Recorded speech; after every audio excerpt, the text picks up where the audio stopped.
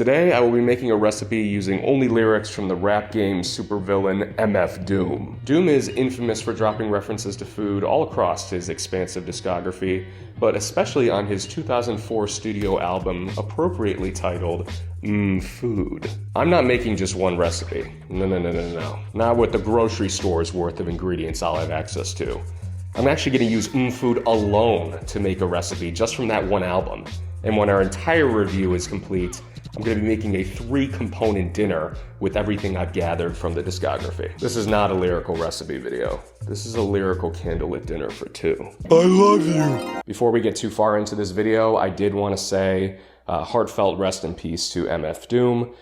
This month actually marks the 4-year anniversary of his passing, and his art is still continuing to inspire millions of people to this day, including myself. So I hope today to do the villain some justice. There's only one beer left. We're going to be going out of order today and warming up our palates with an album that has more references to food than the entire discographies of some previous artists in this series, let alone some of the future ones as well. I'll be abbreviating the review of the rules of this challenge for this video and moving forward, as I've already gone over those in my previous entries, but they'll flash along the bottom of the screen, and if you want more information, you can see the description as well. As always, if you fervently disagree with the way that I've structured this challenge, you can actually go to the comments section, click on the disagree icon, and then drag the disagree meter to the appropriate amount of seething that you're currently experiencing. I really don't do this whole thing for the money. I do it mostly just because I'm a hungry, tubby little guy. Food consists of 15 tracks, but 4 of those are more sound collages or interludes, which don't necessarily feature any lyric spit by MF Doom himself. I'll make a special note to call out the rule where I allow myself to take ingredients or foods from song titles, as he has an entire instrumental series of works called the Special Herbs series, where all of the titles are related to herbs of some form, and many of them are edible. So I'm going to be grabbing a lot of those later on down the line, and in the meantime, while we're on Food, I'll be grabbing gumbo and figs from the interlude titles on this album. Beginning with reviewing the actual lyrics on Food, we find references to graham and animal crackers, Little Debbie snack cakes and cake itself, Oreos and milk, cookies themselves, Ritz Bits, Wheat Thins, Saltines, Salt itself, Triscuits, Matzos, cheese itself, and Cheez-Its all from one line, caramel, coconut, and Samoa Girl Scout cookies, as well as honey and peak freens, eggs, oatmeal, oats, and raisins, cream, sugar, Chips Ahoy and chips, chocolate, vanilla, strawberry, and wafers, fudge, and butter. Have you noticed anything strange? Anything out of the ordinary? That is 34 references from one song. We're reaching levels of lyrical gluttony previously unseen.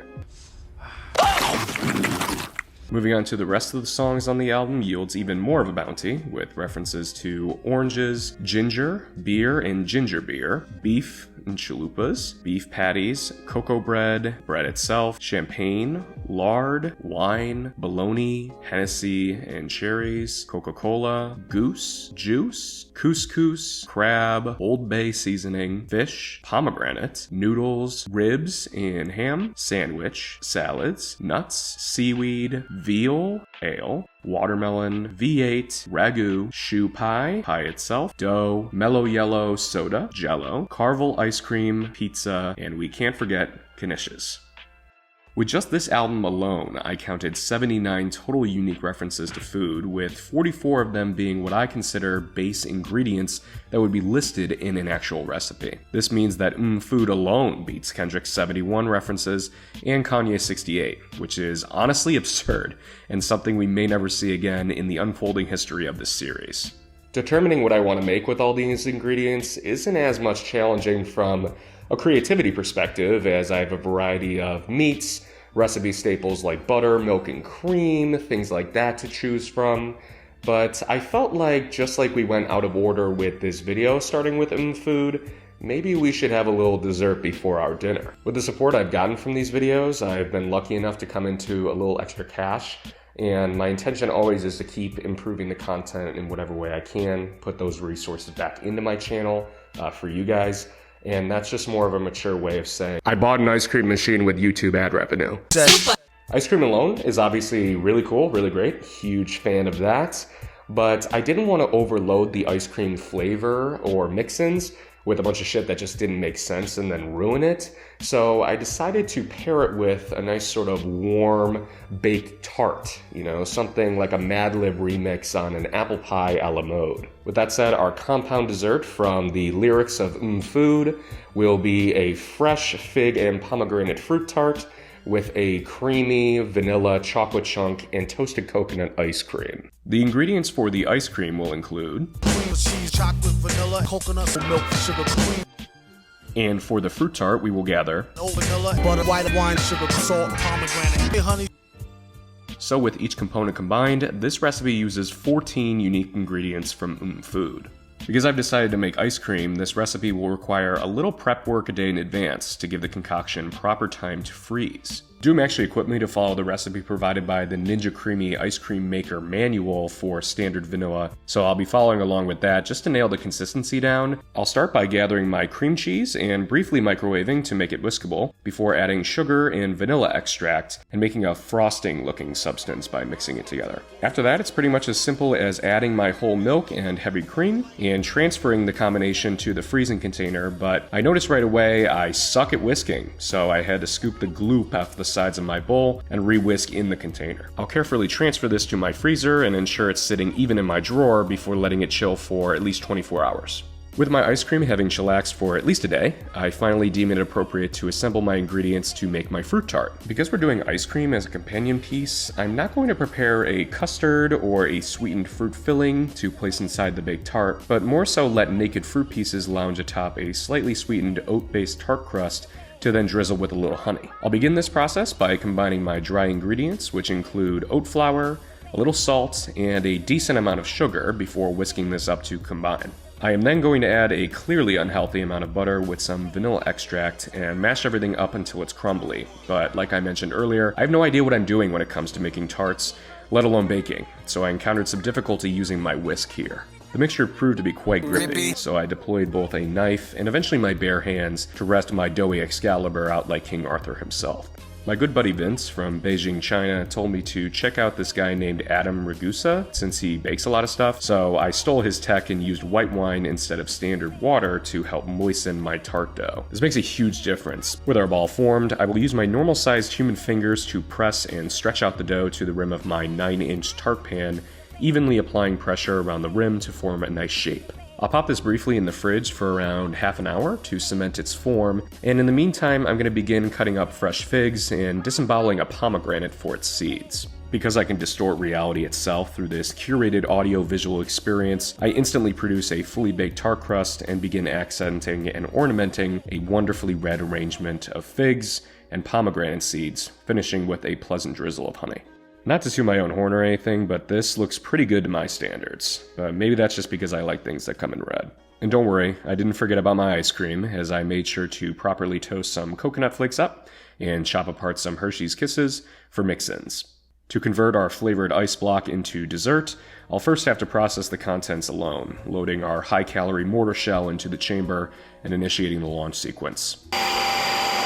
After enduring a 140 base power Terra Normal boom burst, I'll carve out a hole in the center of our ice cream and insert as much of our toasted coconut and chocolate chunks as possible and reinitiate the launch sequence on the mix-in setting. Popping this puppy open, I mean, do I even gotta say anything, dude? Look at this shit right now. They certainly look pretty together, but I'd say it's time for a taste test. I wanted to try both components independently and then together, so I started with the ice cream as I could not help myself, and I'll confirm to you right away, this is clearly the best thing I've ever made. The familiar and comforting taste of vanilla ice cream was perfectly partnered by the warm, sweet taste of toasted coconut, which was quite pronounced with the quantity that I used, and getting the bites of chocolate in there was just bonkers.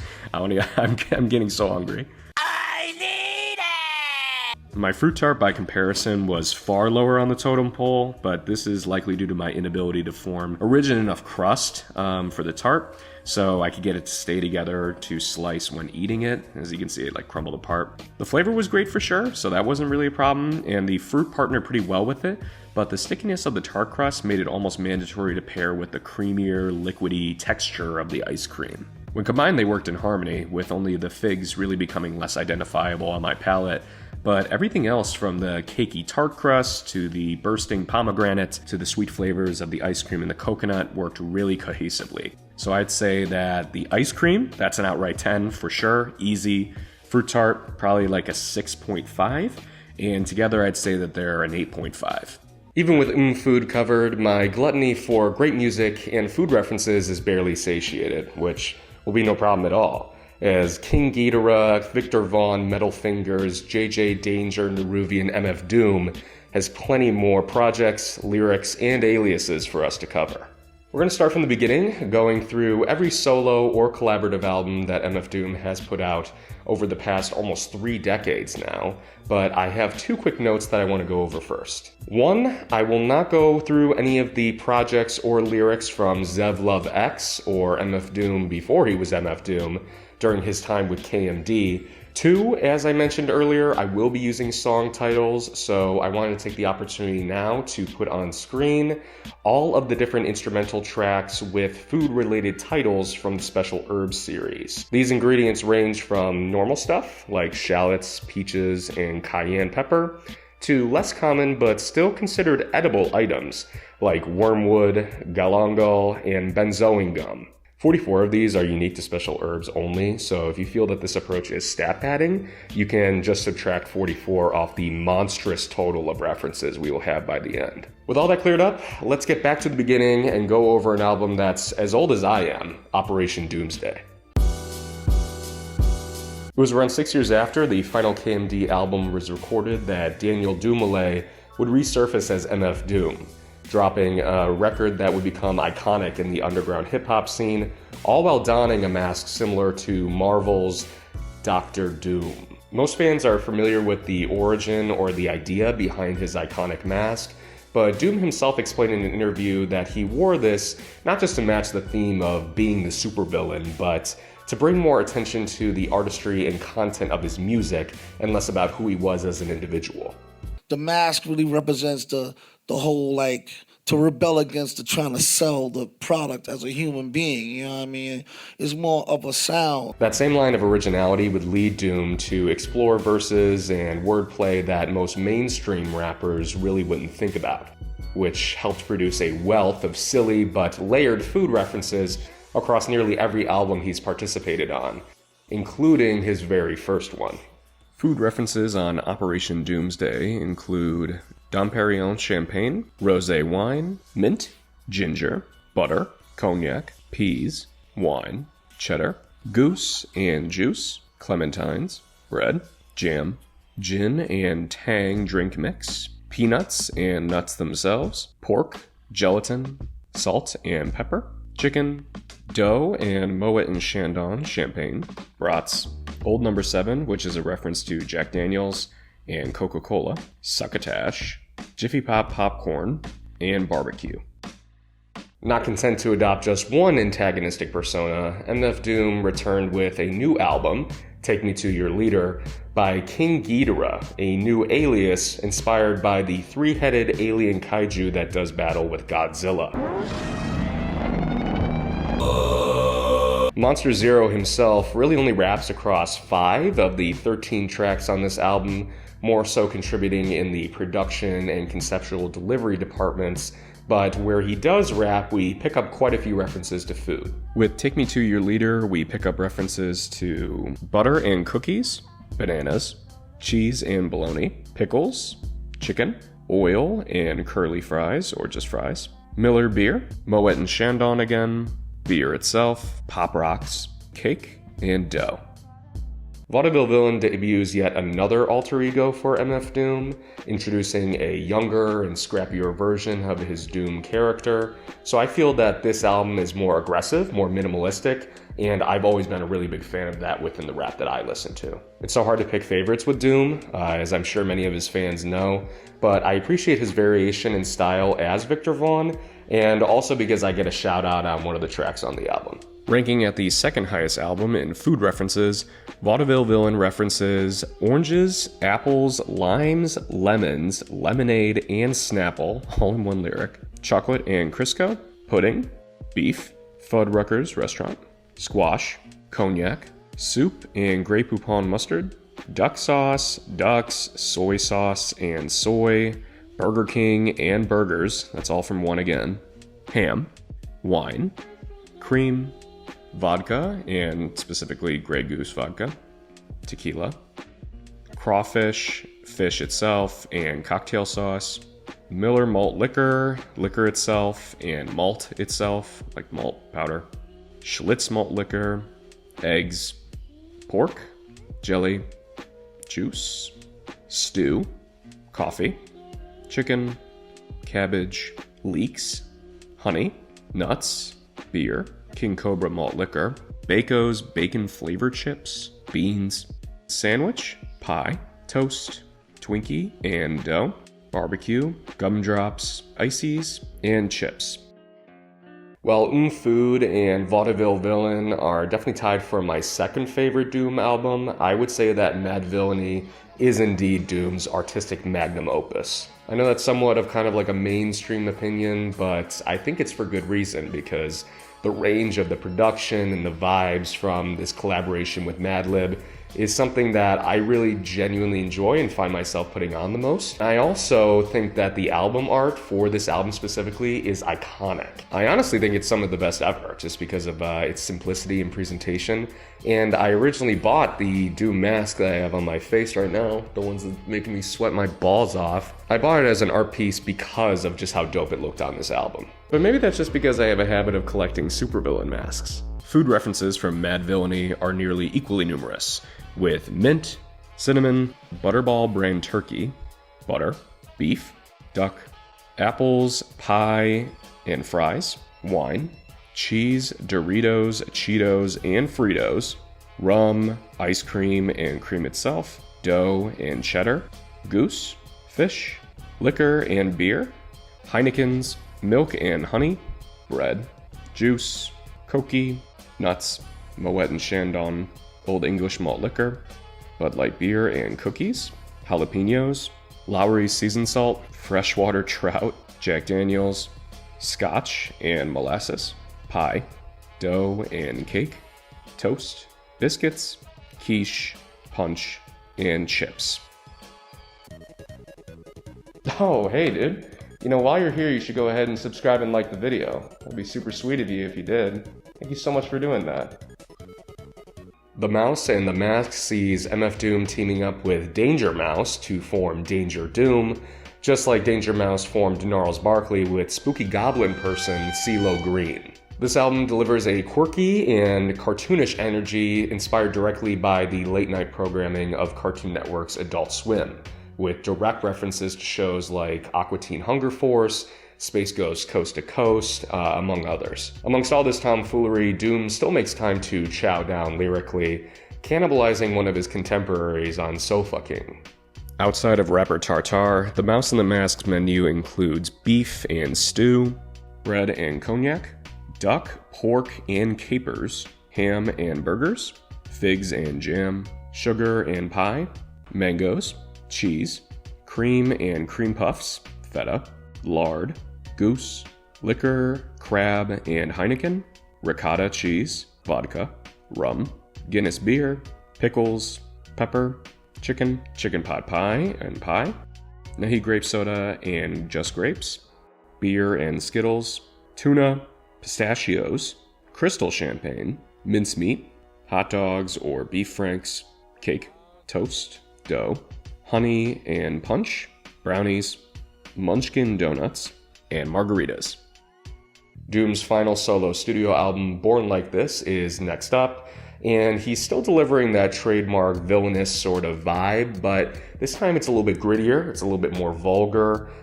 He's delivering a different kind of energy on this one. He's still playing around, but he's less Saturday morning cartoon villain and a little bit more threatening here, actually going ahead and dropping the MF from MF Doom to simply be Doom for this album. I think I'm actually going to do that too. You know, for this video only, I will only be referred to as Wave. We will have a wave the likes of which they've never seen before.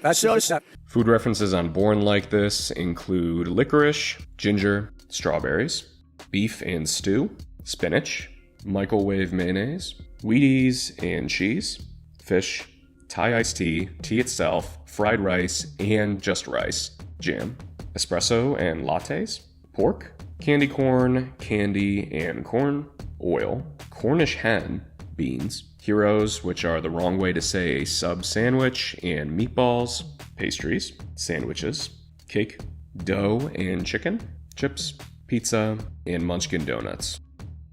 Key to the Cuffs has Doom linking up with Gennaro Jarrell to form JJ Doom, and admittedly this is not one of my favorite projects, but I still appreciate on the track GMO we get some unique conspiratorial and food-related references. Please feel free to discuss whatever this means in the comments below. Government-sanctioned weaponized femboys. From Key to the Cuffs we get butter, bacon and bread, Splenda, dough and wine, cream, milk, rice, flounder, tomatoes, cod, potatoes, and juice, coffee, chicken, canola oil and just oil, as well as Diet Cola, barley and beans, Veuve champagne and V8, Merlot wine and Snackwell cookies, Ritz crackers, bread and chips, seafood, and mochas. Neruvian Doom is a collaborative project between New York-based rapper Bishop Nehru and notorious Viberian supervillain MF Doom. Doom largely takes a backseat on this project, letting Bishop Nehru spit most of the verses here. He contributes mostly in the production department, but I feel I would be remiss if I didn't bring up the track Great Things. If you need some motivation or guidance, I would honestly suggest giving this one a spin if you haven't heard it before, because it's relatively simplistic, but I still find it's pretty endearing to hear Doom speak to you through the lyrics here. The only food references on Neruvian Doom include lager and O'Doul's non-alcoholic beer and chicken, and that's literally it. I'm not joking. Because we've been going for a while now, I'm going to combine both of Doom's collaborations with the rap supergroup Czarface into one section. And for those who are not familiar with Czarface, this is a rap group consisting of 7L, Esoteric, and former Wu-Tang member Inspector Deck. Czarface Meets Metalface was Doom's first collaboration with the group in 2018, with Super What being released posthumously in 2021. But both of these projects feature heavy sampling, a litany of comic book references, and a very hungry masked rapper who is still delivering his trademark lyrical, layered sort of flows, even after decades in the rap game. Czarface Meets Metalface gives us beef and pork, tea, bread, oil, beer, cookies, dough, Captain Crunch cereal, and punch. Continuing to Super What, we get apples, cream cheese, jelly, and bread, Snapple, fish and tacos, liquor, chips and Heineken, pork, chicken, TV dinners, beer, hero sandwiches, pies, and dough.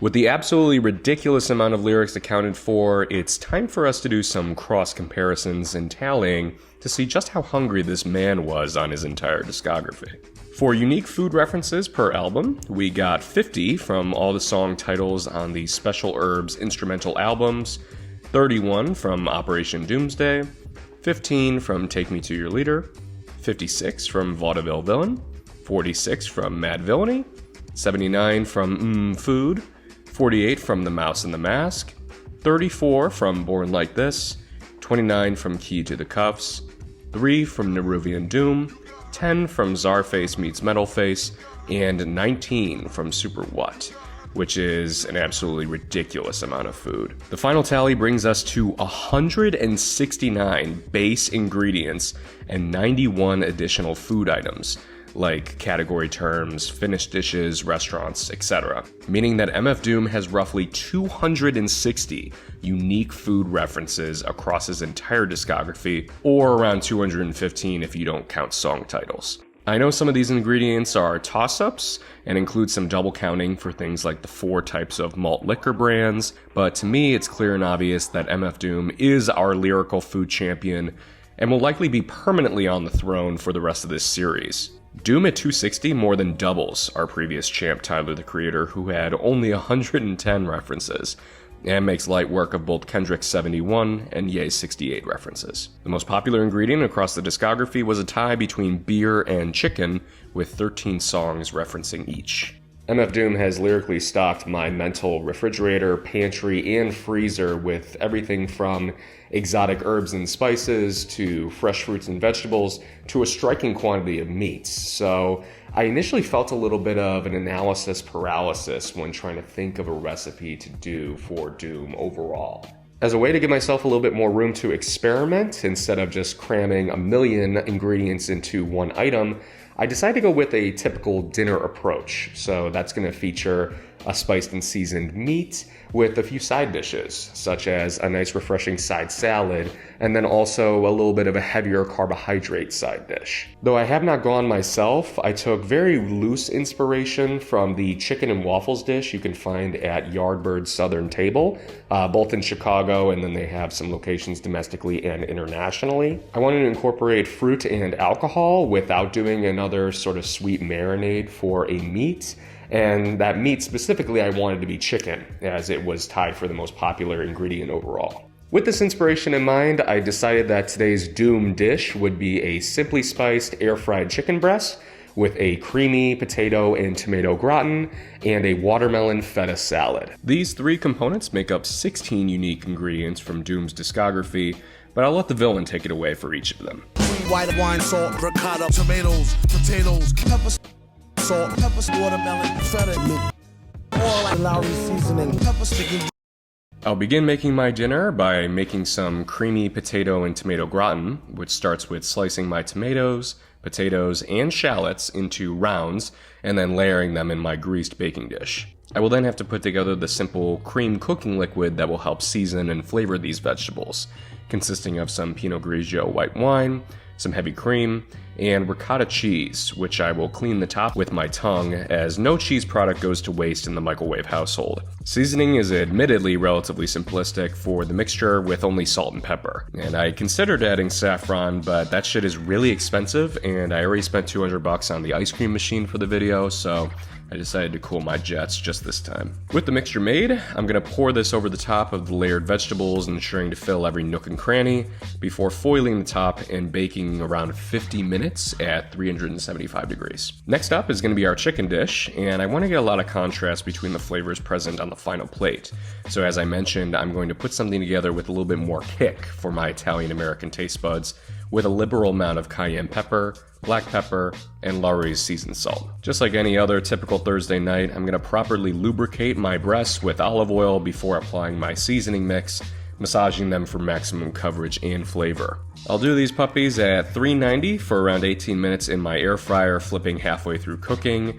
But fortunately for my last component, there's really not going to be a lot of cooking required, as all I have to do is reduce some balsamic vinegar into a balsamic glaze by cooking that on the stovetop. For preparing my salad, it's as simple as adding my watermelon cubes to a bowl, crumbling some feta cheese in, of course licking my cheesy fingers thoroughly, tearing and adding some fresh mint leaves, and then seasoning with just a little bit more salt and pepper. With my gratin fully baked, chicken air fried, and salad assembled, I can finally plate my Doom dish on the finest china in my household, which is a microwave-safe ceramic plate made in China. I'll gracefully dress my watermelon salad with the balsamic glaze I made like a true chef, before transferring the Doom dish to my feasting table, where I'll be accompanied by 2 pleasant pumpkins, with one costume as a cheeseburger. Once again, I can't really see through the screen to see your handsome/beautiful face, to see how you're reacting to this in the moment, but I think this actually turned out pretty nice visually, and I'm ready to dig in. I started by cutting into the chicken to check that I had the proper cook on it, and by trying it I could also confirm that it was quite tasty, quite savory, and quite spiced. Thousands of chickens have died to power my middling physique, so the air frying procedure is something I'm very well versed in, but I'm eager now to try the things I'm not as much, which include the salad and the gratin. The watermelon salad provided a much needed sweetness and brightness to the plates to introduce a separate flavor profile and texture. And I would say the same for the gratin, actually, as it was what I was looking for. Very creamy, sumptuous, and satisfying. As always, I have to make a few constructive comments here. And that would include that the potatoes in the gratin were cooked a little slightly unevenly, depending on their location in the overall stack of vegetables, as the ones that were submerged a little bit more got a better cook on them. So I would use more liquid, more cream mixture next time around. I'd say the watermelon salad could also use a little bit more feta, but that's also because I'm a freak for cheese, and I could always go for more cheese. Overall, the Doom dish served pleasantly as a delicious home-cooked meal, reflecting most MF Doom's jazz rap tracks from his early days, something like the song Rhymes Like Dimes made culinary incarnate. The chicken I'd rank as a 7.5, and the gratin and watermelon salad are a solid 7, so the dish I would say overall lands at around a 7 as well. As always, thank you for watching today, and please feel free to continue leaving comments about who you want to see next in this series. Once again, much love and rest in peace to MF Doom.